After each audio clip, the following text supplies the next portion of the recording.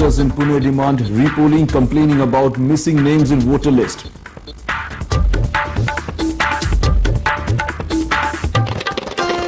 And Santa Cruz Chembur Link Road opens for Mumbaikars, all set to reduce traffic woes in the city.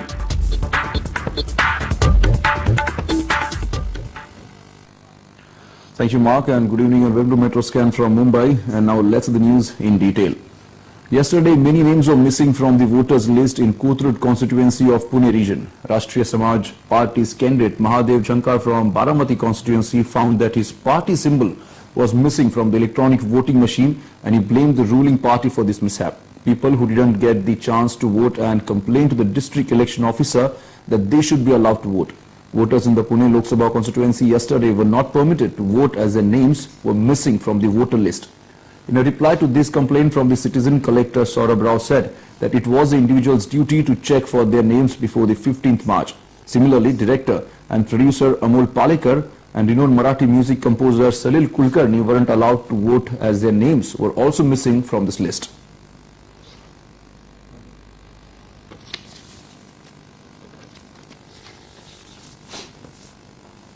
आम्ही जो लोक tax भरतो एवढा कष्ट करून तर आम्ही आमचा पैसा कोणी वापरायचा हे आम्ही ठरवणार आणि हे आमच्या हातात असायला पाहिजे. आम्ही मतदान कोणाला करायचं, पण आमची नावं असली तर आम्ही मतदान करू शकणार. सुशिक्षित आहेत, आम्हाला कळतंय कोणाला मतदान करायचंय. And the city is observing Good Friday today. Christians, through prayers or by reading the Holy Bible, remember the sacrifice of Jesus for the sake of the humankind. Our correspondent was present at Don Bosco Church in Mumbai at the time of Station of Cross.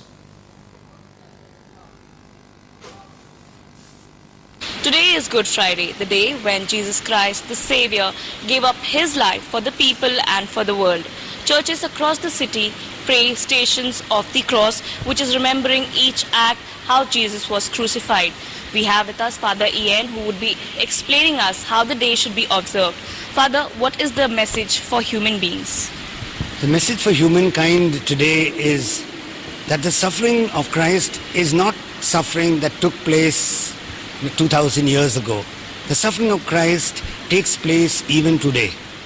And that gives us the reason to believe that even though we suffer today, we know that our suffering has meaning. And all we can do while we live this life, this one life that each one of us is given, is to try to relieve the sufferings of one another. Christ's message is only that. When he said, love one another as I have loved you, and he said, greater love has no man than this, than to lay down his life for his friends. That's what we, not only as Christians, but that's what we as individuals, human beings, have got to do for one another. Not because we are Christian, but because we are human. That's the bond that binds each of us to one another. That as human beings, we've got to relieve the sufferings of one another. We've got to make less the sufferings that exist. Sufferings go on till the end of time. But our role in this world, while we are here, is to make sure that we can relieve a little bit of suffering of someone around us. Each day. And you will watch, when we do that, our sufferings are relieved. God's way of doing this is so amazing. He tells us that when you relieve the suffering on others, your sufferings automatically get bearable and gradually disappear. And I wish that all of us who celebrate this Good Friday know how good this Good Friday is when we make it more comfortable for one another. God love you all. Making it comfortable for one another. This is the message from Father Ian. Processions would be carried out across the city, wherein people would be enacting the crucifixion of Jesus Christ. Now the message really is not to be jealous. You should leave betrayal, not to betray anybody, and you should always leave ingratitude. With camera person Vineet, this is Shama Mishra for DD News, Mumbai. And the Santa Cruz Chembur Link Road was today finally thrown open for Mumbaikars that will act as a catalyst in connecting the city's western suburb to the eastern suburb. There was no official inauguration of the flyover as the model code of conduct is in effect. The flyover will act as a bridge in reducing the travel time between the eastern and western suburb. More in this report. Just 1 week ahead before Mumbai goes to polls on the 24th of April, Mumbaikars have yet another choice of rejoicing because from now on they will be able to travel quickly between the eastern and western suburbs. Connecting the eastern suburb of Mumbai with the western suburbs is one of the major pending demands of Mumbaikars, as the only mode of swift transport available to them is the local train. Establishing east-west connectivity between the suburbs of Mumbai, this new Santa Cruz-Chembur link road comes in as a boon, as it is all set to ease traffic problems in the city's some of the busiest places like the Kalanagar junction on the Western Express Highway and the Amar Mahal junction on the Eastern Express Highway. This is the country's first double-decker flyover spanning 6.5 kilometers, the aerial view of which looks something like this. As you can see right behind me, this is the first double-decker bridge of India that was commissioned in 2003 and was expected to be completed by 2005. However, due to red tapeism and rehabilitation issues, the project got delayed by 11 times.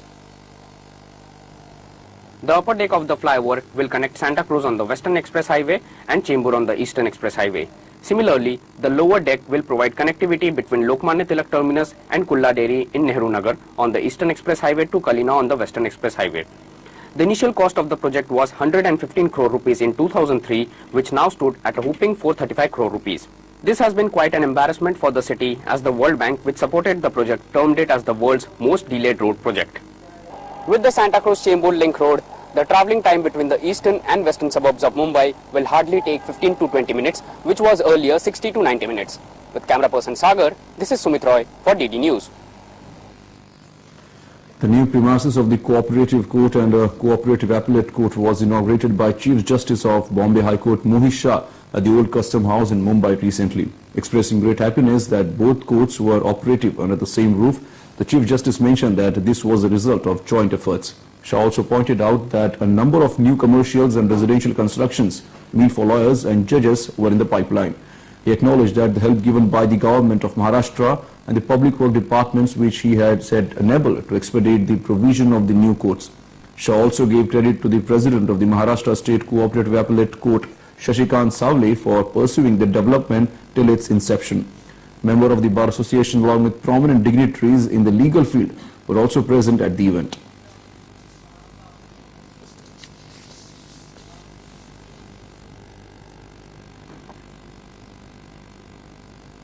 We have also constructed 123 residential quarters for judges and another 250 are in the process of construction. So almost 400 quarters for the judges and 660 court halls.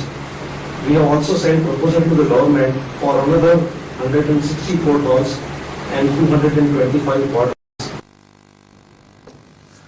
The 9th Dye and Mold International Exhibition was inaugurated by former President of India, Dr. APJ Abdul Kalam, in the city. While addressing the seminar, Kalam said that dye and mold is a vibrant industry and will help for development of the nation.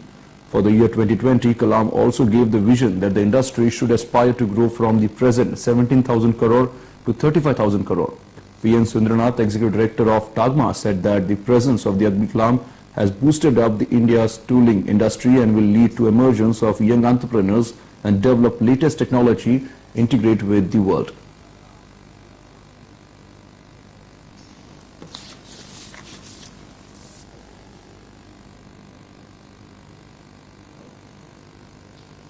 Indian mold industry, if you see today,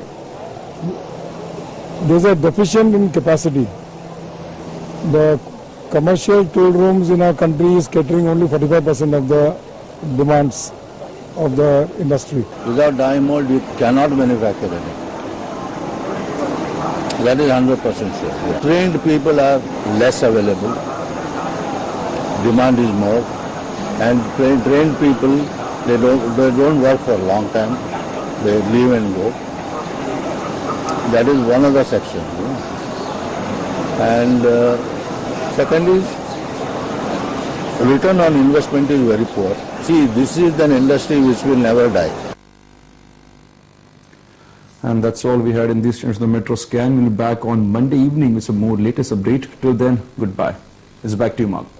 Thanks very much, Shashiv. That's it then on Metro Scan for today. Thanks very much for watching us. Namaskar.